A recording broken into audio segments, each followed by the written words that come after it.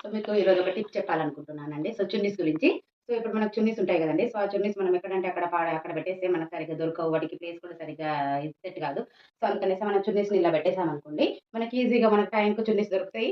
ఇలా హ్యాంగర్‌కి ఇలా ముడి వేసేసుకున్నామనుకోండి, మనకు చున్నీస్ వెంటనే టక్కుమని దొరుకుతాయన్నట్టు. సో అట్లా ఇది చేయాలి. సో ఇది నేను ఎలా పెడుతున్నాననేది ఒకసారి చూడండి చున్నీస్. సో ఇంక ఇది ఉంది గదండీ హ్యాంగర్.